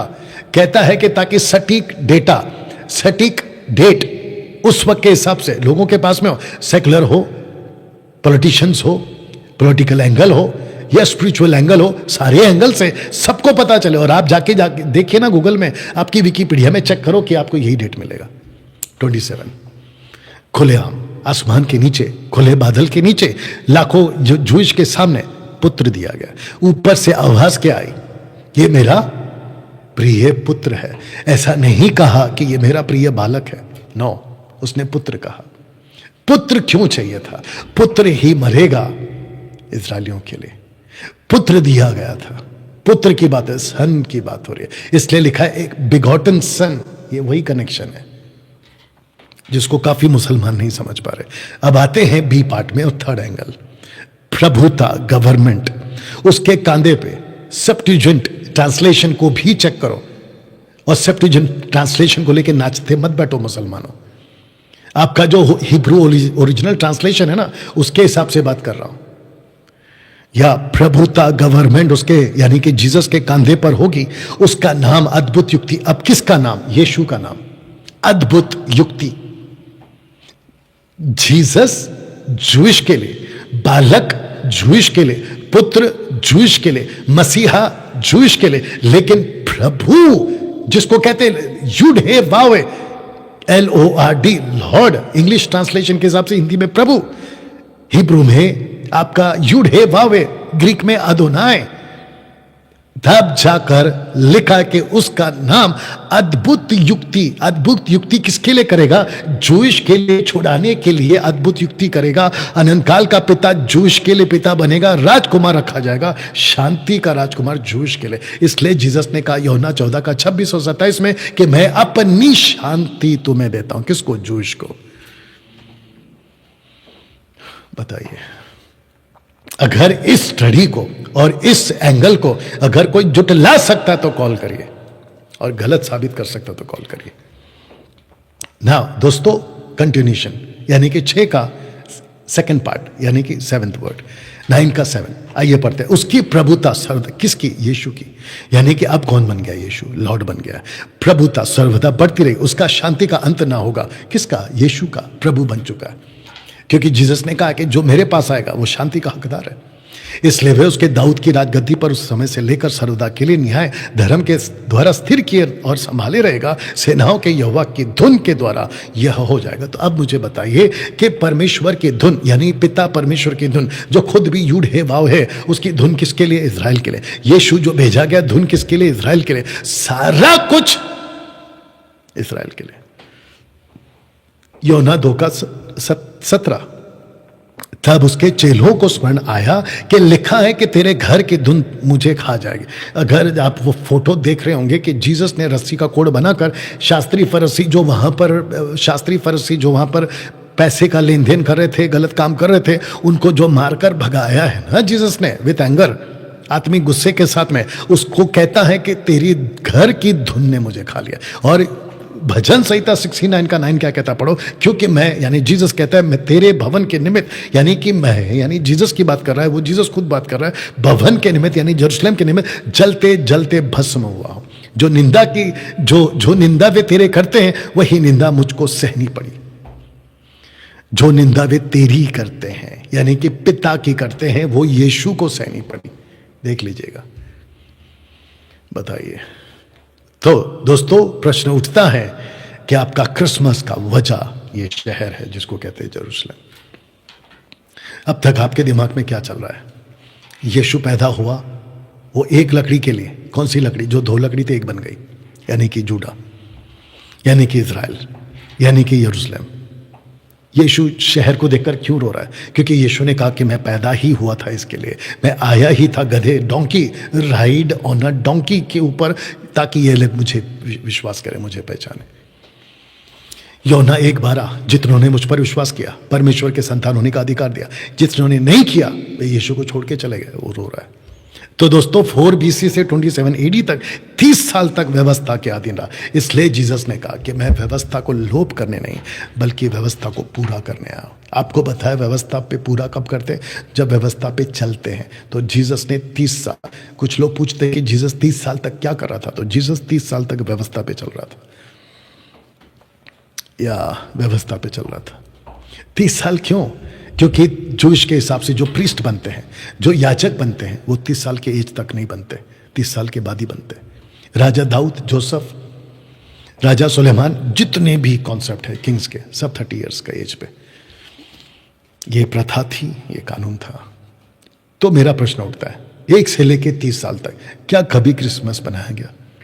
30 साल तक ये सब लोग कहां थे? क्रिसमस ट्री कहां था? सेंटा क्लॉज कहां था? तो आपको नहीं लगता है कि हमें इन सब चीजों को मसीह की दह से निकाल फेंकना है, जो आज कंक्रीट बनते जा रहा है? मुझे खुशी है, मुझे पता चल रहा है कि कुछ कुछ चर्चों में कैरल्स को गाना बंद कर दिया गया, क्रिसमस ट्री, सेंटा क्लॉज को रखना बंद कर दिया गया। मुझे इस बात की खुशी है। मुझ जैसे 10 टकाओं ने कम से कम इस बात को जब से लाया है तो इसको बंद कर दिया गया। अब लोगों का फोकस क्रिसमस और सेंटा क्लॉज नहीं, लोगों का फोकस जीसस क्राइस्ट है। यह जलन मुझे है और मैं इसी जलन के साथ सेवा कर रहा हूं 5 साल से। कैसा लग रहा है दोस्तों? गलातियों 4:4 प्रूफ करता है, परंतु जब समय पूरा हुआ, कौन सा समय? डैनियल का प्रोफेसी का समय, 7 सप्ताह, 62 सप्ताह, 1 हफ्ता, 69, 7 और 62 मिला के 69th वीक के बाद यीशु बाहर आया, पुत्र दिया गया। परमेश्वर ने अपने पुत्र को भेजा। ये देखो, बालक नहीं भेजा, अभी पुत्र आ गया। बालक लिखना चाहिए था, नहीं लिखा। क्यों लिखा पुत्र? क्योंकि कॉन्सेप्ट ही अलग है बालक और पुत्र का। वो स्त्री से जन्मा, व्यवस्था के अधीन उत्पन्न हुआ 30 साल तक। ताकि व्यवस्था के अधीनों को मोल लेकर छुड़ा ले, जूश को। फिर लिखता है हमको यानी जेंटाइल्स को लेपाल पद का पद मिले। सो हम अडॉप्टेड वंस है। वाह दोस्तों, कैसा लग रहा है अभी तक?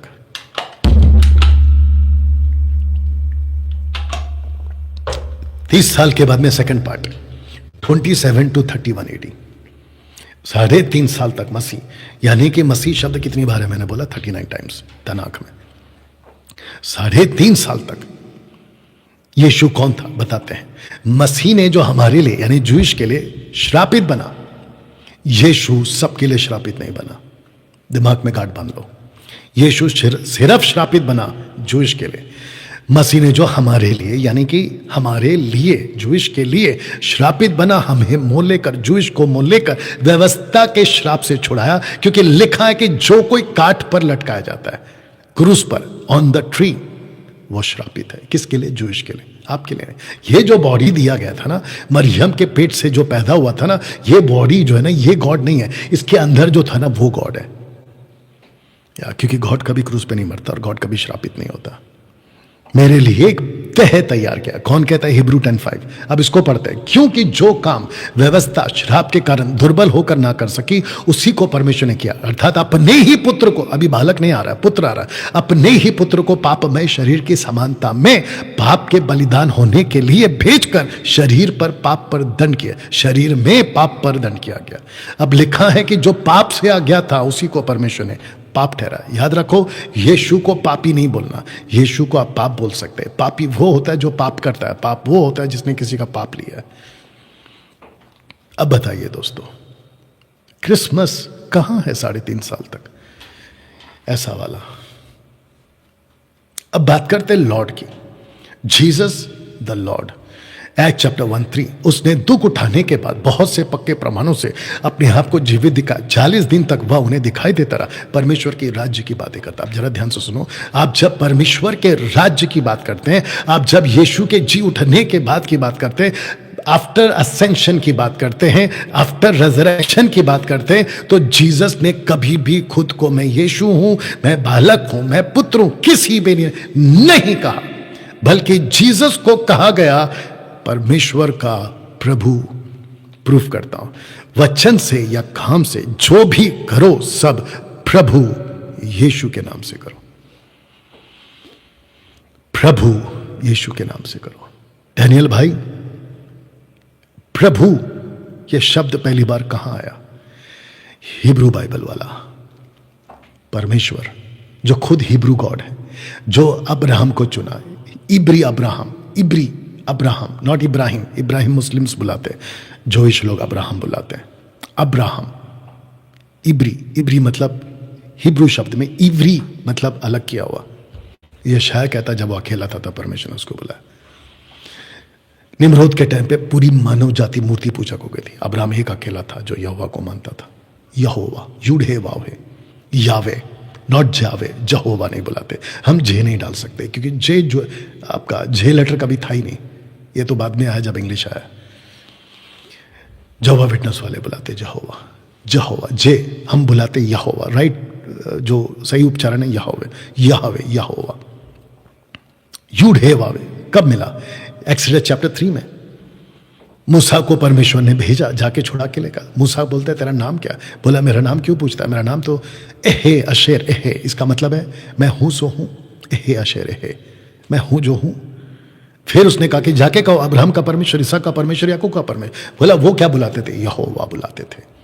अब्राहम ने बुलाया यहोवा, जेकब ने बुलाया यहोवा, आइजैक ने बुलाया यहोवा, बिलाम ने बुलाया यहोवा, यत्रो ने बुलाया मूसा का जो ससुर है यहोवा, मेल्किसेदेक ने बुलाया यहोवा। बताइए यहोवा।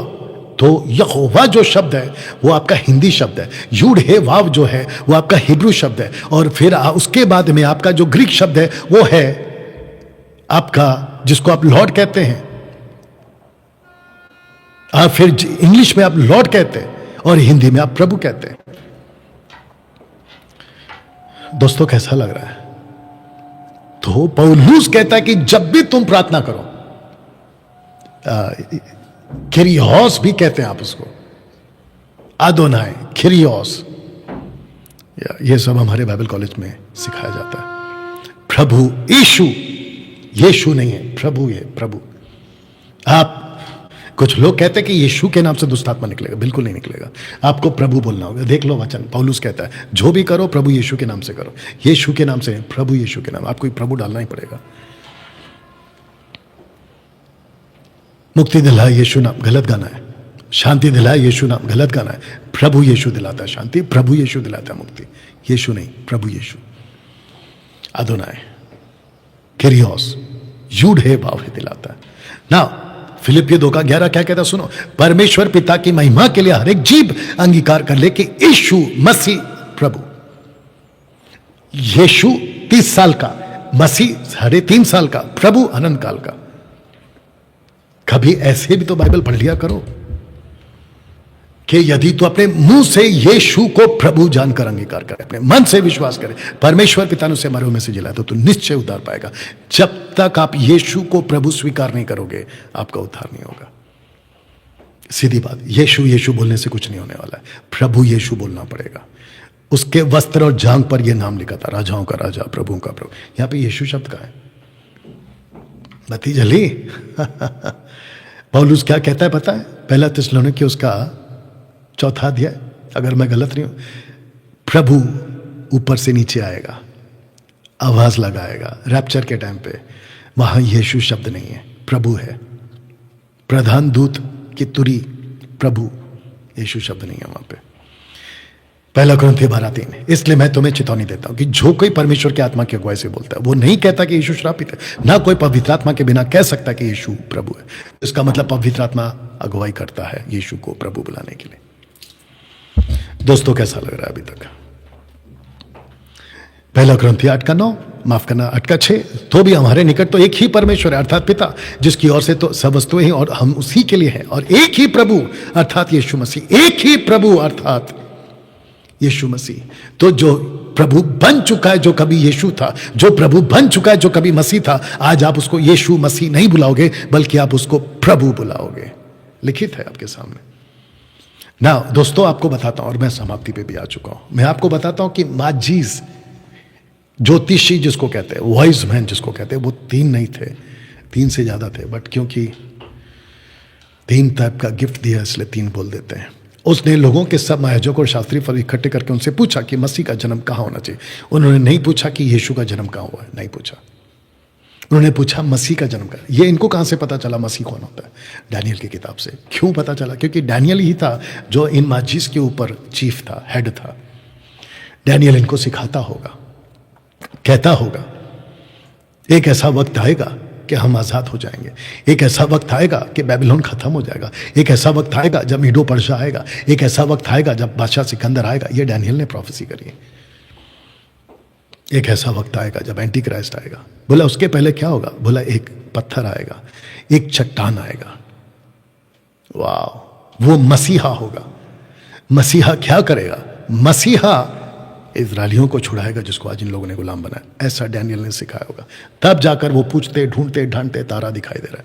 ईस्ट में आया ये तारा, पूर्व में। पूर्व में कौन रहते थे? माजिस रहते थे। ईस्ट में ही क्यों? क्योंकि ईस्ट में मूर्ति पूजक रहते थे। बेबीलोन कहां है? ईस्ट में। देख लीजिए आप। और जिसके चलते तारा जब दिखाई दिया ईस्ट में, जबकि परमेश्वर का भवन है वेस्ट में। या ईस्ट और वेस्ट का चक्कर है भैया, मिलाया मत करो। मसीह का जन्म कहां है? राजा हेरोदेस को पूछा। उस घर में पहुंचकर बालक को उसकी माता मरियम के साथ देखा। बालक को देखा, अभी पुत्र नहीं है, यहां पे बालक है क्योंकि वो बालक पैदा हुआ है। पुत्र तो वो 27 AD में बना। माता मरियम के साथ देखा और मुंह के बल गिरकर उसे प्रणाम किया। अपना थैला खोलकर सोना, लोबान, गंधरस की भेंट चढ़ाई। ये देख लीजिएगा।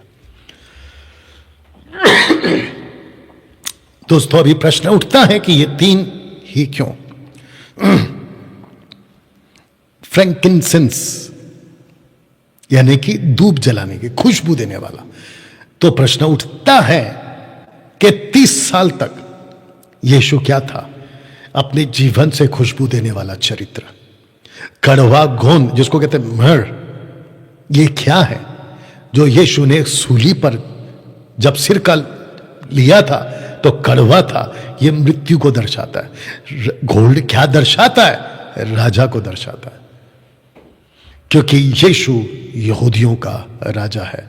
यिर्मयाह जकरयाह की किताब उसका 9वां अध्याय 9 का 10, जो गधे पे सवार होके आएगा, हे सिय्योन तेरा राजा होगा।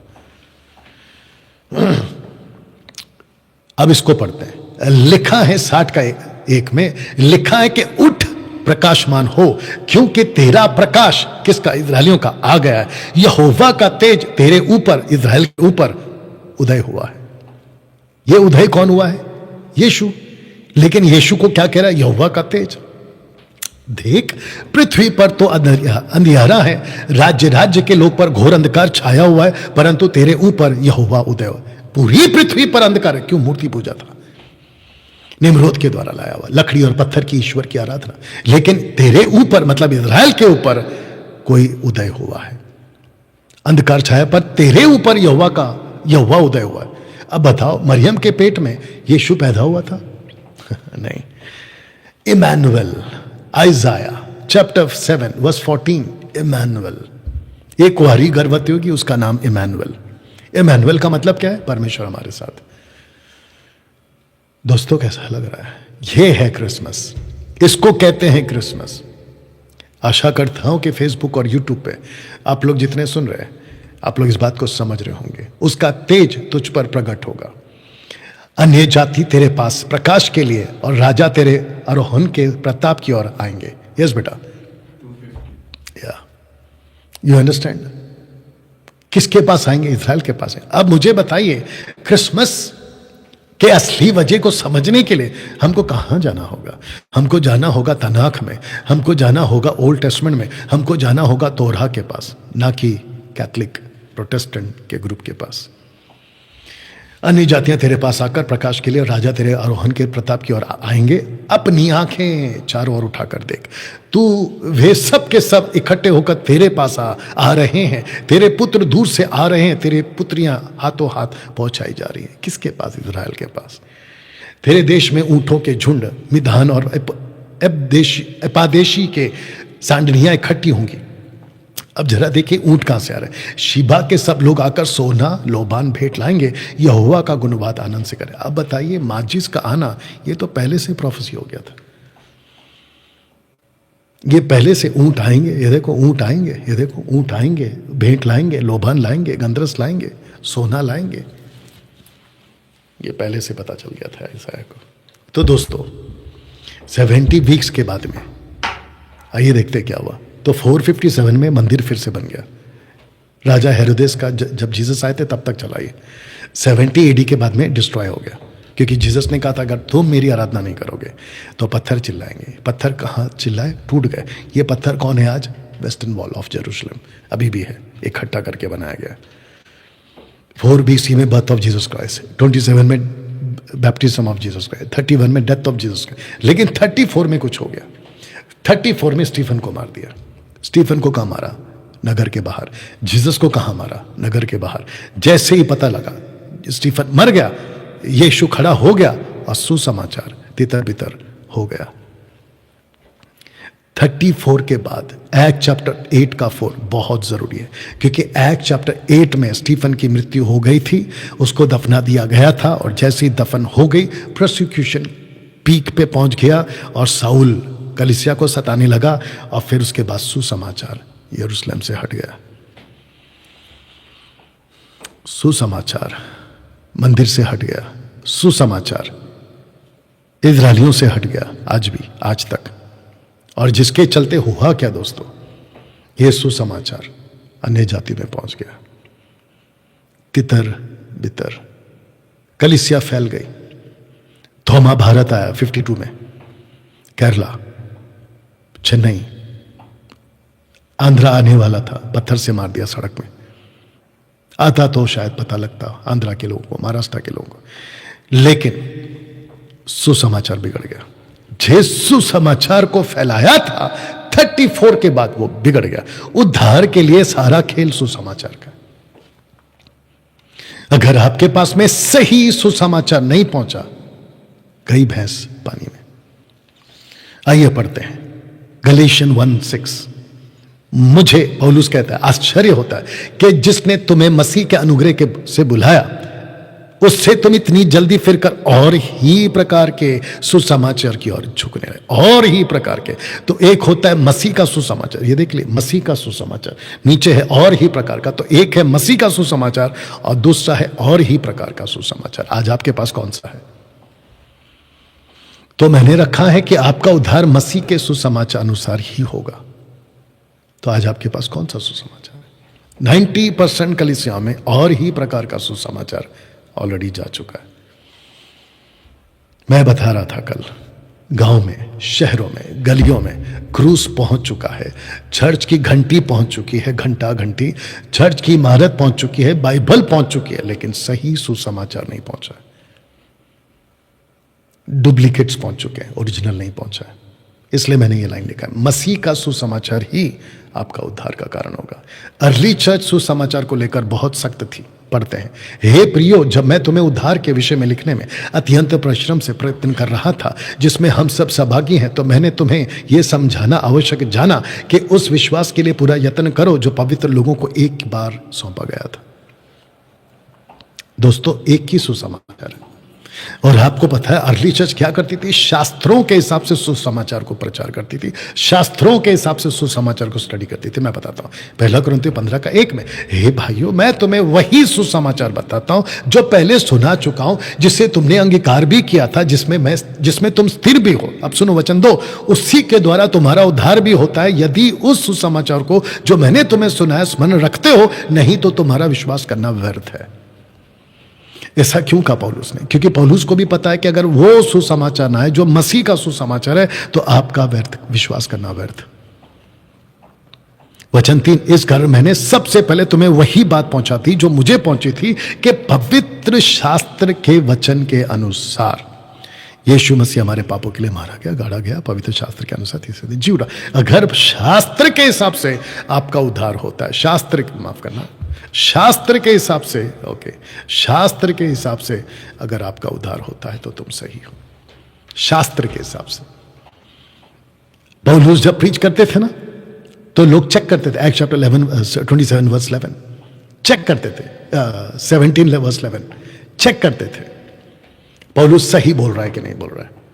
आइए इसको पढ़ते हैं। जीसस ने क्या किया? फिर उसने उनसे कहा, ये मेरी वे बातें हैं जो मैंने तुम्हें साथ रहते हुए तुमसे कही थी कि आवश्यक है कि जितनी बातें मूसा के व्यवस्था और भविष्यवक्ताओं और भजनों की पुस्तकों में, यानी कि 3 डिपार्टमेंट्स है तनाक के, एक है लॉ की किताबें, दूसरा है प्रॉफिट्स की किताबें, तीसरा है भजनों की किताबें, साम्स की किताबें। तब उसने पवित्र शास्त्र यानी स्क्रिप्चर्स को बूझने के लिए उनकी समझ खोल दी। उनसे कहा, यह लिखा है कि मसीह दुख उठाएगा, तीसरे दिन मरे में से जी उठेगा, यरूशलेम से लेकर सब जाते हुए मन फिराव का, पापों की क्षमा का प्रचार उसी के नाम से किया जाएगा। कौन सा नाम? यूड है वाव है, प्रभु के नाम से। वाव! इसीलिए पतरस ने कहा, जिस यीशु को तुमने क्रूस पे चढ़ाया, एक्ट चैप्टर 2 कहता है, वही उसी को पिता ने प्रभु ठहराया। प्रभु, यीशु प्रभु है, यस। पिता प्रभु है, यस। पवित्र आत्मा प्रभु है, यस। क्योंकि आओ हम मनुष्य को अपने स्वरूप के अनुसार बनाए, तो वहां पे Elohim, Elohim, im is a plural, elo is a God, im लिखा है। शास्त्र में ढूंढते हो क्योंकि समझते हो कि उसमें जीवन है, तो है, और वही शास्त्र मेरी गवाही देता है। दोस्तों, आज आपके ब्रेन के साथ खेला जा रहा है।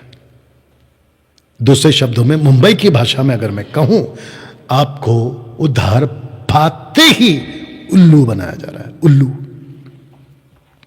आपको कैथोलिक वाला जीसस सौंप दिया जा रहा है, आपको कैरिस्मेटिक वाला जीसस सौंप दिया जा रहा है, आपको मेन लाइन चर्च वाला जीसस सौंप दिया जा रहा है, लेकिन शास्त्र वाला जीसस नहीं सौंपा जा रहा है। आपको उल्लू बनाया जा रहा है,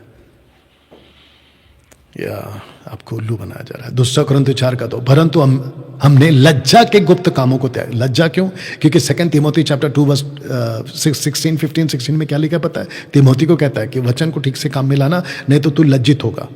इसलिए लज्जा की बात आ गई। परंतु हमने लज्जा के गुप्त कामों को त्याग दिया। ना चतुराई, मतलब हम वचन में चतुराई नहीं करते, परमेश्वर के वचन में मिलावट नहीं करते, परंतु सत्य को प्रकट करते, परमेश्वर के सामने हर एक को मनुष्य के विवेक में अपनी भलाई बैठा देते। इसका मतलब क्या है? हम टेढ़ी मेढ़ी बातें नहीं करते। उसने बहुत सी बातों में भी गवाही देकर समझाया कि आपको अपने आप को टेढ़ी जाति से बचाओ। टेढ़ी का मतलब क्या पता है आप? क्योंकि आप अपना उद्धार खो सकते हैं अगर आपको टेढ़ी मेढ़ी बातें सिखा दी गई तो। टेढ़ी जातियों से बचे रहो, इसका मतलब ये ऐसी जातियां मसीह के अंदर भी पाई जाएंगी, आप अपना उद्धार खो सकते हैं। तो दोस्तों 2025 का क्रिसमस का मैसेज ये था। आशा करता हूं कि आप लोग इसको समझेंगे। इसको एक बार देखने सुनने से नहीं होगा, तो कम से कम 2 से 3 बार तो जरूर देख लेना। और अगर आपको लगे कि यस डैनियल भाई आपने बिल्कुल सही प्रचार किया है, तो मैं चाहता हूं जहां जहां पहुंचा सकते हो, जहां जहां शेयर कर सकते हो, प्लीज करिएगा। मेरे जीते जी जब से मैं बाइबल को ठीक से समझा, 2014 में मैंने पेंटिकॉस्टल का ग्रुप छोड़ दिया, ये जिब्रिश वालों का लबा रबा शबा शबा वालों को छोड़ दिया, पेटू सेवक दशमांश के पेटू सेवकों को छोड़ दिया। अब मैंने खुद को इन सब से अलग कर लिया है और मैं चल रहा हूं खरी शिक्षा के साथ। इसीलिए आपके दिमाग के साथ खेल के आपका उद्धार आपसे छीना जा सकता है, आपका उद्धार छीना जा सकता है।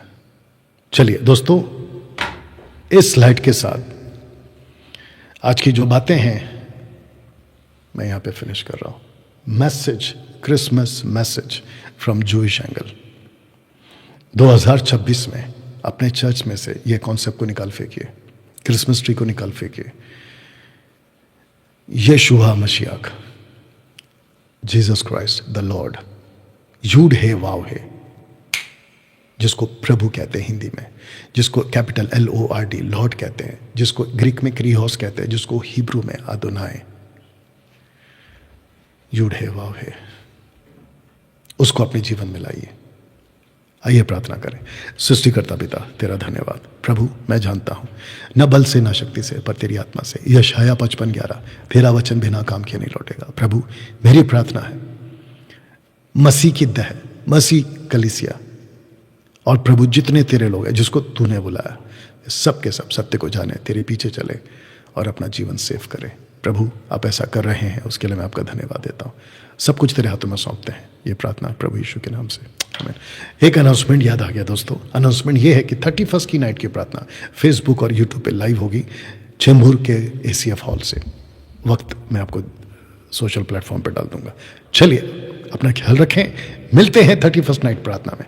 प्रभु आपको आशीष दे। God bless.